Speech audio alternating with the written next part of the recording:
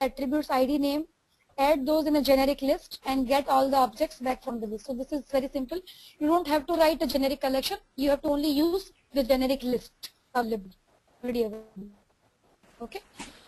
Partial type. Tanvi, this is Ramya. Yeah. I don't know, how do we send these assignments, Tanvi? Do we need to write the code and mail it to you, or? No, there is no need to email actually, Ramya. If you are good, if you think that you are getting it, and if you are able to do, I don't need the assignments actually. Okay. But if you have any problem, then you can email me. Okay. Okay, Tanvi.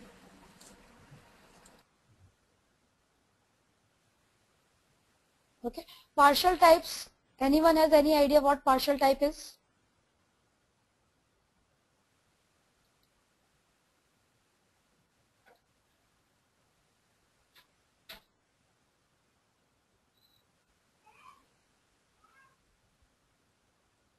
Partial type is you can break up type. Type it can be class, it can be structure, it can be interfaces into multiple files.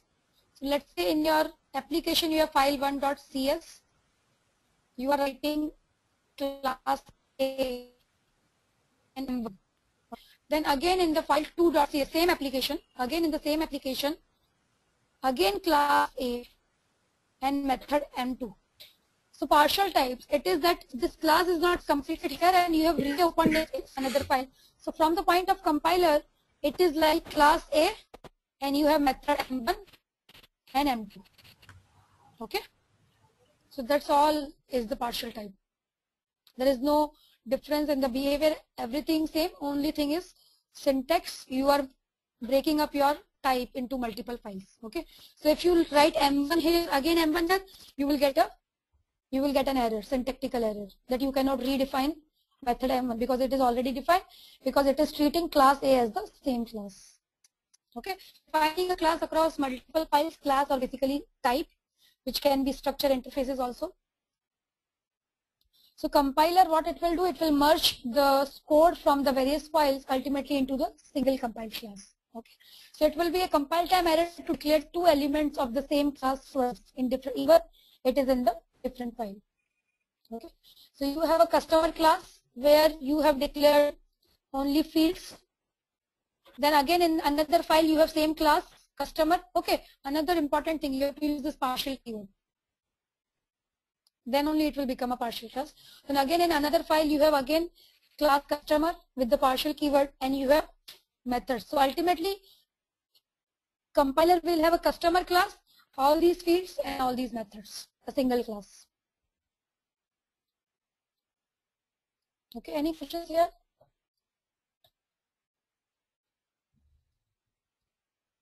Okay, so we'll move on. It was actually very simple, partial class, partial types. Delegate, we'll start with delegate. Anyone, any idea about delegates?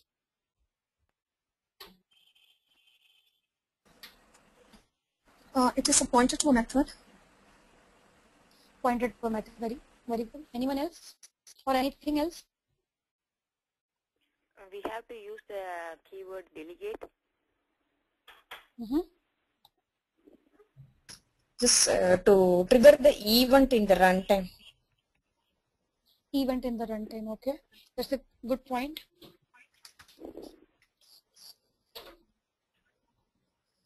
Okay. So delegate is like in C++ also we had function pointers, kind of function pointers, but not completely. So it is a type. So delegate is also a type. Like a class is a type, a structure is a type, delegate is also a type, but it can refer a method or it can point to a method.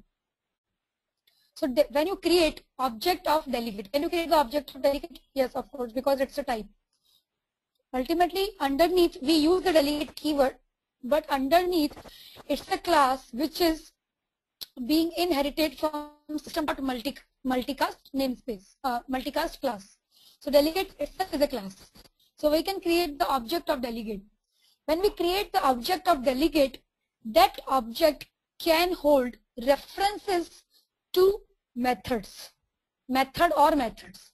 So when we invoke that delegate object or delegate instance, those methods will be called. This is how it is. Let's say this is a delegate object D, there are method 1, method 2, method 3. So this delegate is holding reference to these methods, pointing to these methods basically, holding reference to these methods. So when I invoke this delegate object, these methods will be called in sequence. Which sequence? The order in which they were being added as a reference to the delegate. So let's say I have first added the reference of M1, so it will be called first. Then I added the reference of M2 to D, so M2 will be called. Okay. So a normal method, generally a method, how we call a method? Like this, with the method name. But here we are not calling method, these three methods with the method's name, but we are calling them through delegates. Is this point clear? So delegate method can be used like any other method with parameters and a return value. So if you will see how to declare a delegate in C#, this is the kind of syntax you will observe. Public, delegate, int, name, and input parameters. So everything you will see except this thing, it is like how you define a function. Okay, but when you use the delegate keyword, it is you are defining or declaring a delegate, basically. So what this delegate? This is the name of the delegate, perform calculation. So this delegate can refer to methods, but only those methods which are following the signature of this delegate. So methods which have to input integer and return also as integer, this delegate can only refer to that method. Okay, so print calculation delegate, let's say I created an object of this delegate obj. I have a method integer add int comma int. So this method, this object can hold reference of.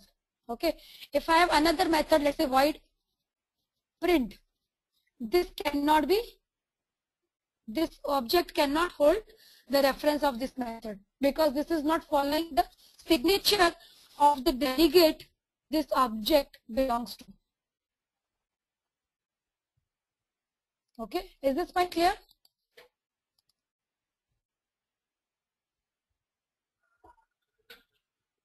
Are you getting it, guys? Shubha, Shobna, Ravikant, Rupa.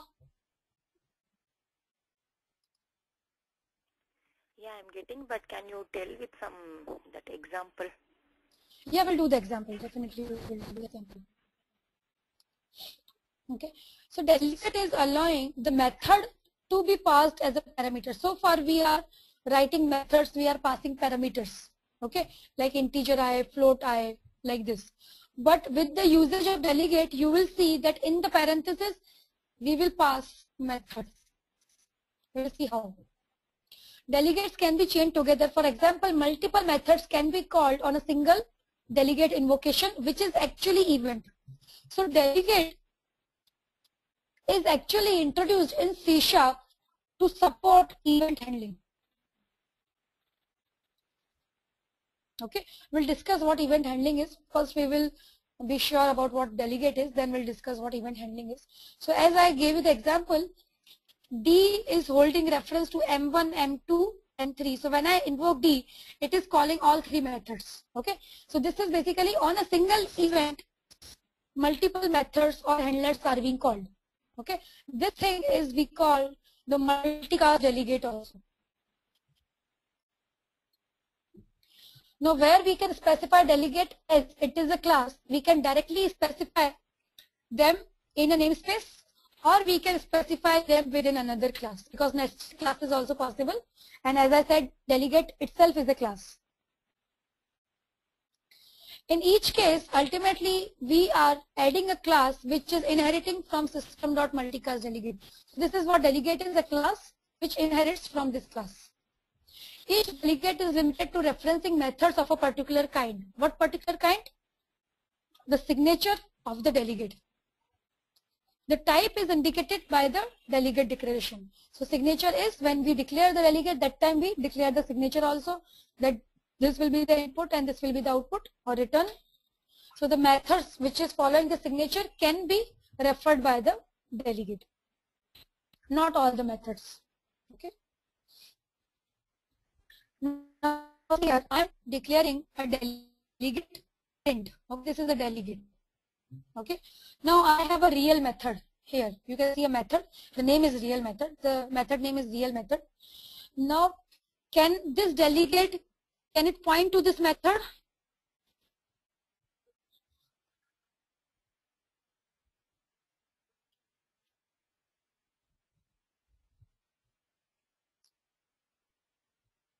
Can this print delegate point to the real method?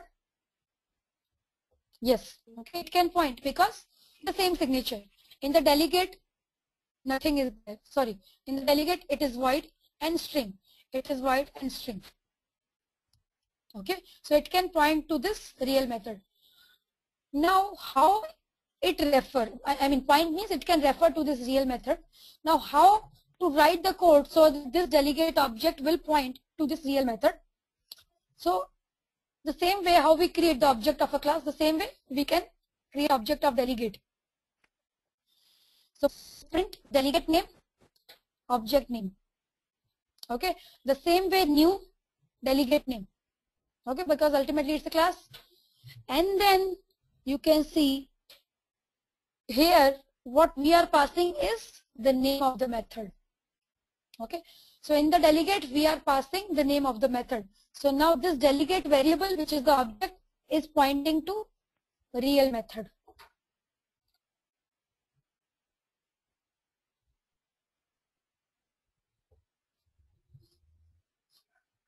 Okay, now there are different syntax you can use. The same thing is like this dot real method. So real method, this means for the current object which is being executed in the memory. So this is the same thing. Or if this method to which this object is pointing, let's say if it is in another class, okay, so you can use the name of the class or the object. If it is the static method, you can use the name of the class. If it is the non-static method, you can use object of that class. Okay.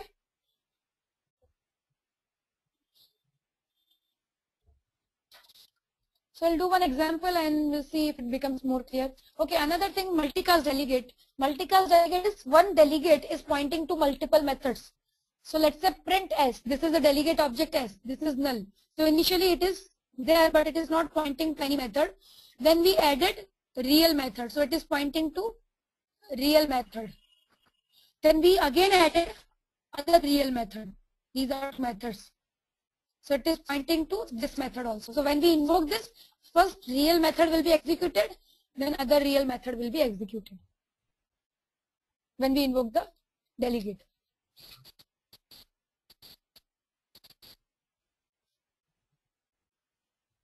Okay, so let's do an example for the delegate.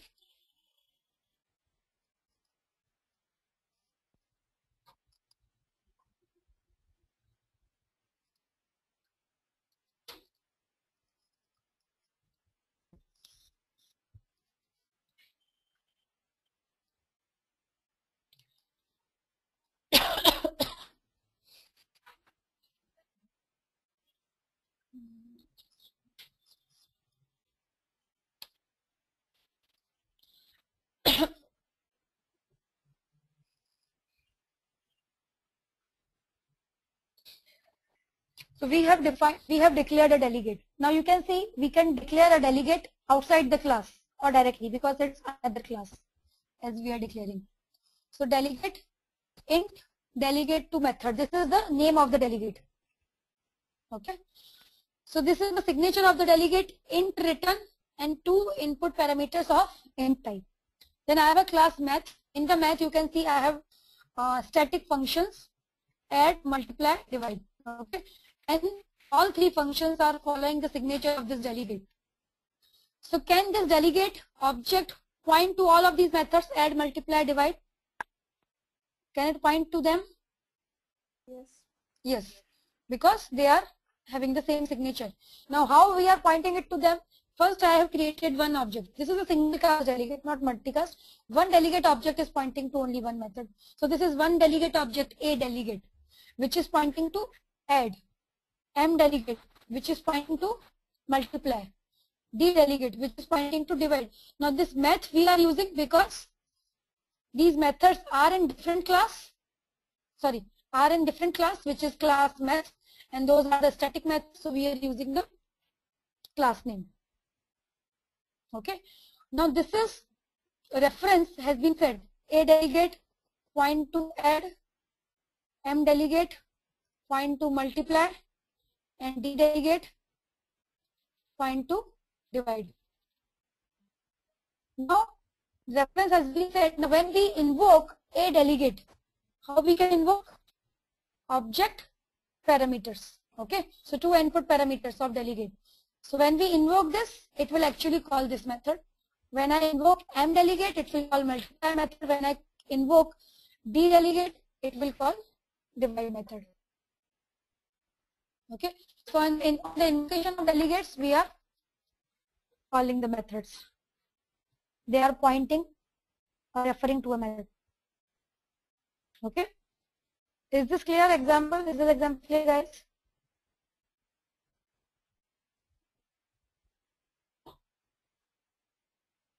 It's clear. Okay, everyone but clear? It's clear, but what is the actual use of here by using the delegate? What is the use is, first of all, this is the thing where we are creating different objects. Okay, so first is you can only create one object and add all the references. Okay, so you don't have to explicitly call first add method, then multiply method, then divide method, right? You can just call a delegate 5, 5. So it will, by these parameters, it will first operate add, then multiply, then divide. Okay, so multiple methods you are able to call with one invocation. This is one thing. Another thing is this is useful in event handling. This is the concept which will be used in event handling.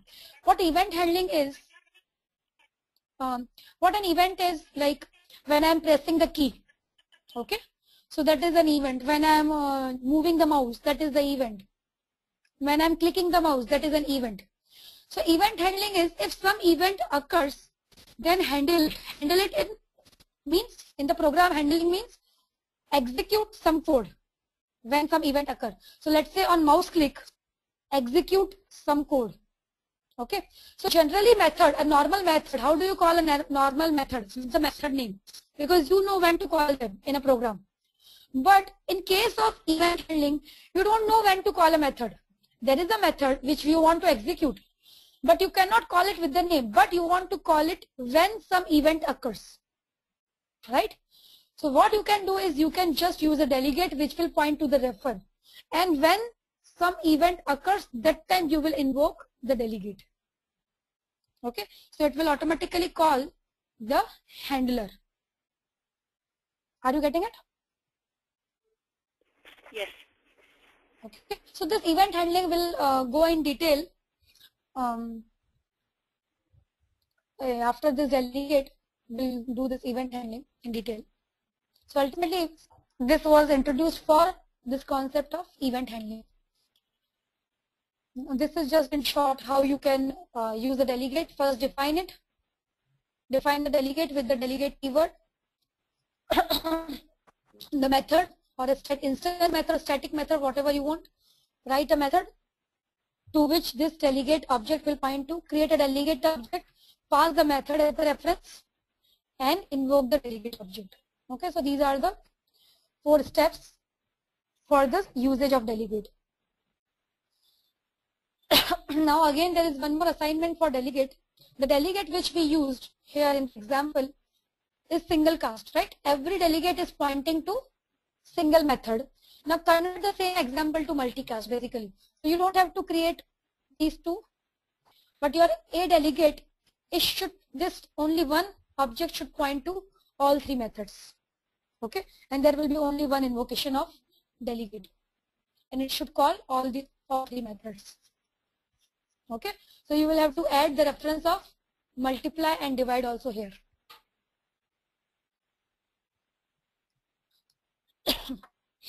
Anyone, any questions here?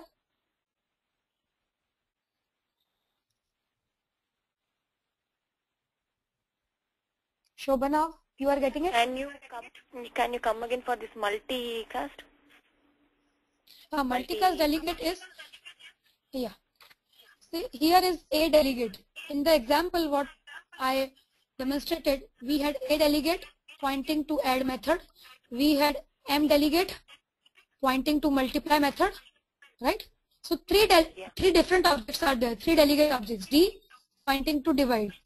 Okay, so you have to convert it into the multicast, which means only one object. You can name it whatever you want and points to all the methods, multiply and divide. Okay, when you call this, all the methods should be executed in this sequence. This is what you have to do. Okay, now you are trying to say that if call this method, these three will be called. I mean, if a new delegate that mat.odd will call these three. You are trying to say like that? Yeah. Yeah. So delegate object is pointing to all three methods. So when you call the delegate object or invoke the delegate object, these three methods should be called. Here also we are calling these three methods, but with different objects. Yeah. Okay. Now you have to call with the same object. Okay. This maths.add will call these three methods. Not the maths.add. This delegate object. Yeah. This delegate object will call these three. All three methods, yes. Only one object will call all the three methods. We have specified as that add, no? Then no, so you have to, no, you have to write. You have to write the code so that it will refer all three methods. This is what you have to do. That's what I asked. This code, okay. Yeah, this code is not completed. That's what I asked. I got it. Okay. Yeah. You have to write it. This is what the assignment is. Okay, fine. Okay. And also, Tanvi, in that case, add, multiply and divide all will have the same parameters. That is, like in case if we are using 5, right? Yeah, on the 5, you will operate add, multiply, divide on the same parameters. Okay. Okay. Anyone else?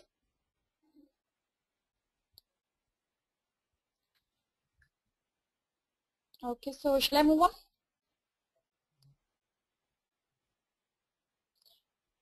Okay, next is anonymous method. What anonymous method is, anyone?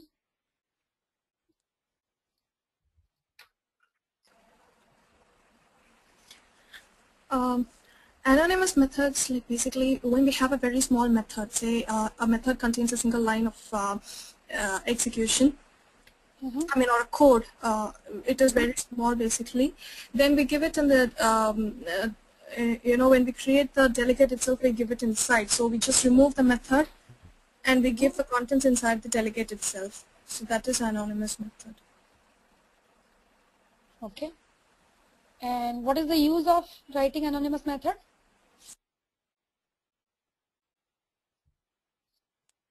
Yeah, use is basically, the overhead of creating, overhead of instantiating the delegate is removed. Okay. And it can be used basically when the method is small. Okay. Yeah, that's right. So we'll see a little bit in more detail. So anonymous method, you can see as the name says anonymous, means there is no name for the method. So method without name, unnamed method, and lined method. Line, which we'll see how it is a line method. It is used with delegates. So generally, how do we write a method? M1 and then write a method. So in this method, you will not have name. Okay. And how do we call the method? Like this. Okay. So if you don't have a name, how will you call it? So you will call with the delegate. Okay. The object, delegate object will refer to this method, and when you invoke delegate, this method will be called. This method will not be called through the method name because it doesn't have the name. Again, generally, practically, the method which have very short code, as Ramya says, we write that method in the anonymous method, in the form of anonymous method. And one more important thing is, when M1 is here, defined here, you can call it as many times as you want in the program, okay, with the name. Okay, with the name. But in this method, the method which you don't want to reuse over and over again, which you don't want to call again and again, you will write anonymous method. Okay, and in this method, method is generally in a normal method, the definition is here and we are calling it from somewhere else. Okay, then we have some more code in between. But here we are keeping the calling and the implementation as close as possible. Means very close. The calling and the implementation is in the same line. Okay. Now we'll see how to write anonymous method. This is how we write anonymous method. So you can see there is no name. The method does not have name. Okay. So we are using a delegate keyword. Then input and then code in the method. So this is an anonymous method. Okay. Now what is the return type? How will you know return type?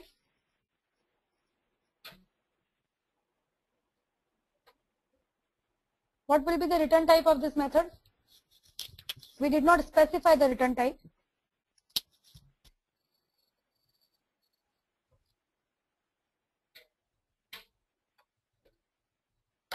In a normal method, we specify the return type, but here we don't, because it will be automatically inferred from the delegate declaration.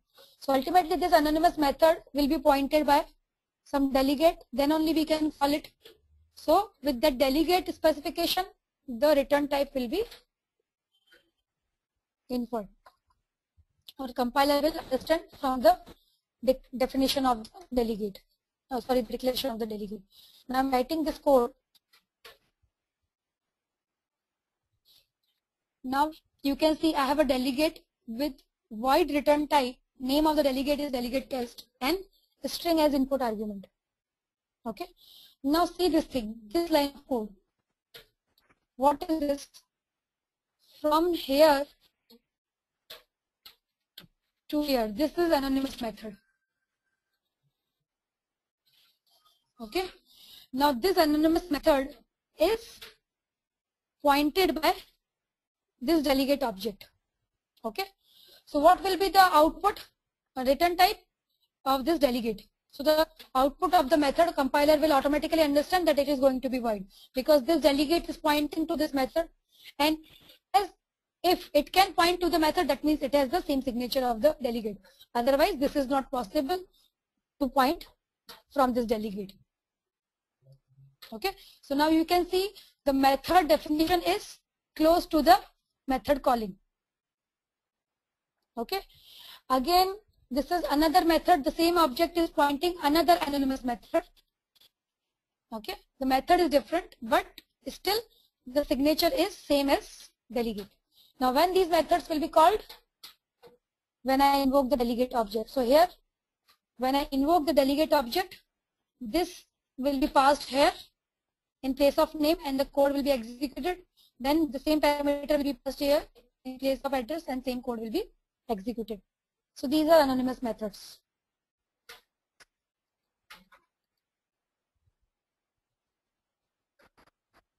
Okay. Is it clear, guys?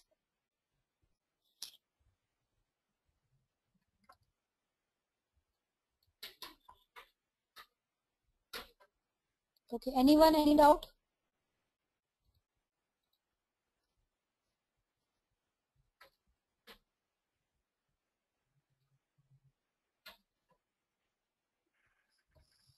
How much time we have left?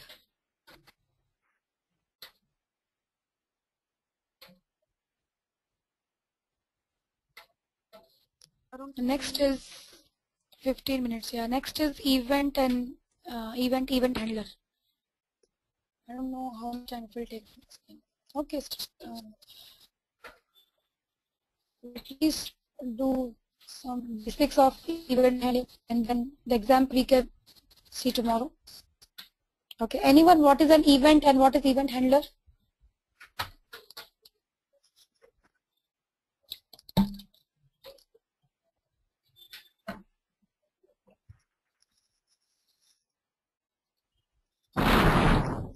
What is event, Shobha?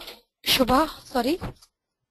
Events means mouse clicked or button clicked or mouse over or those are the event handlers. But in Java it is an interface, so we implement event handler and we can call the methods in that interface.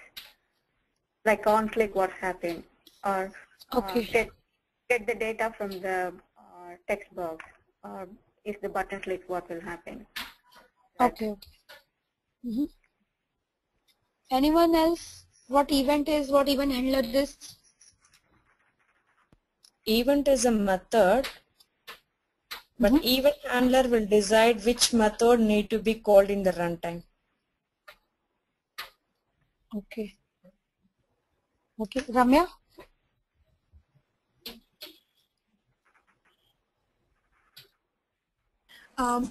Event is basically, it comes with delegates, and what it has to,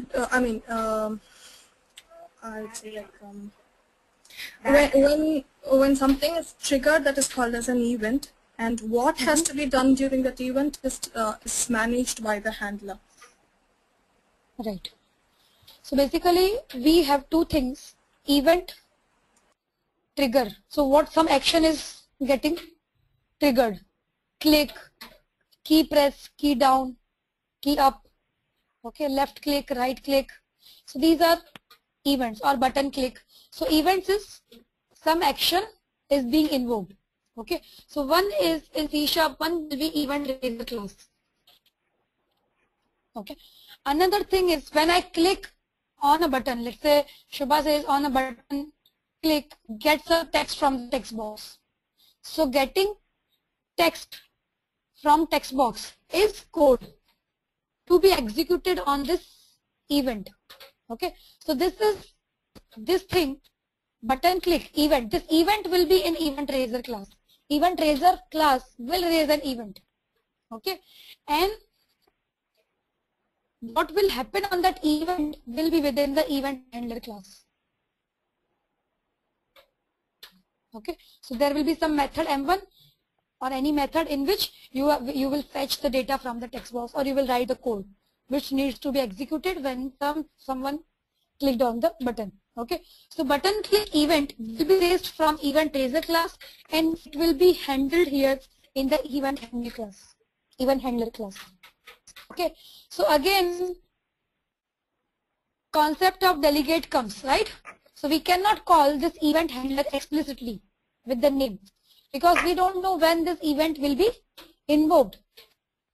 Okay, you cannot call it in the program, but it has to be called on some action. So event raiser class will maintain a delegate, right? And that delegate will hold reference to this method, which is event handler. Okay, so when action happens or event happens, this delegate will be invoked on event. This delegate will be invoked and this delegate will ultimately call this method. Okay, or one event can be handled by multiple methods also, because this is also possible with the concept of delegate. Okay, or the other name is event raiser class. You call it the publisher class also. Publisher class publishes the event. Okay, and event handler class you call the subscriber. It subscribes for that event, that when this event will be raised, then this will be handled in my class in this method. So that will be the event handler. So it is following the publisher subscriber model.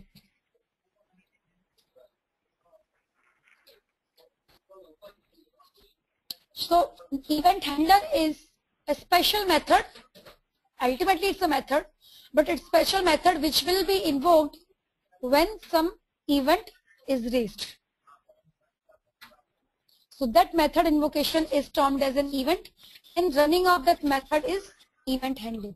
Okay, so for example is when we click on a button, when we change selection from the drop down list, so all these are event.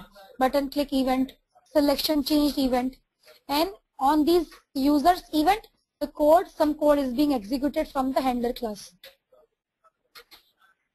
a class must be able to subscribe to a particular event and then receive a notification whenever the event occurs. Okay. So subscriber class will subscribe to the event and it will automatically get the notification through the delegate whenever the event occurs in the handler class or in the raiser class. Okay. So now delegates are must here for this implementation of event handling. So let's say class 2 subscribes to an event issued by class 1. So class 1 will be the event raiser class. So this class will maintain the delegate. Okay. Now class 2 is subscribing to that event, means it will handle that event or it will respond to that event with its method. So class 2 will be the event handler class and there will be some method which will be handling the event. So basically D is going to hold the reference of this method M. Okay. So whenever class 1 wants to issue an event, what it will do? It will invoke this delegate D. Okay. Then it will invoke all the methods which it is holding references of. Okay. And in this case, it is holding reference of method M. So it will call the method M. So ultimately, whenever a class 1 is issuing an event, the D will be invoked, delegate will be invoked, and then all the methods will be executed. Okay. So in the publisher class, what we will have three things in the publisher class. One will be the definition of the event and the delegate. The event delegate association. What is event delegate association is? Pointing, holding a reference of method by delegate. So that is event delegate association. This is also will be in the publisher class. Okay. Whenever publisher class will invoke the event, it will notify to the other subscriber objects who has already subscribed. Okay. How to subscribe? Subscriber will have to provide that this event will going to handle the, this event handler will going to handle the event. Okay.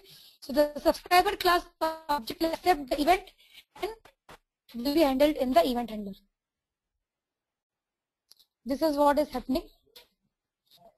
Now, see the example tomorrow how to write event and event handler. How to write basically event raiser and event handler class. We'll see it tomorrow. Is it okay, guys?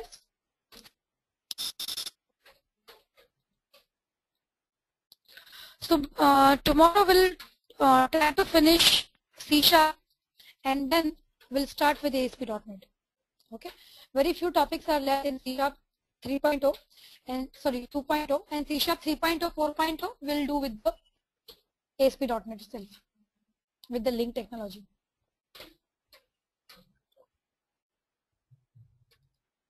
Okay. Anyone, any questions?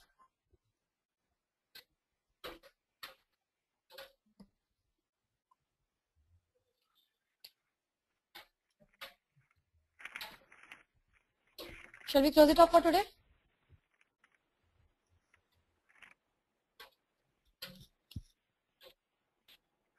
Okay. Okay. So see you guys tomorrow, same time. Okay, Tanvi. And thank you. Okay. Thank you, everyone. Thank you, Sunny. Yeah, bye bye. The organ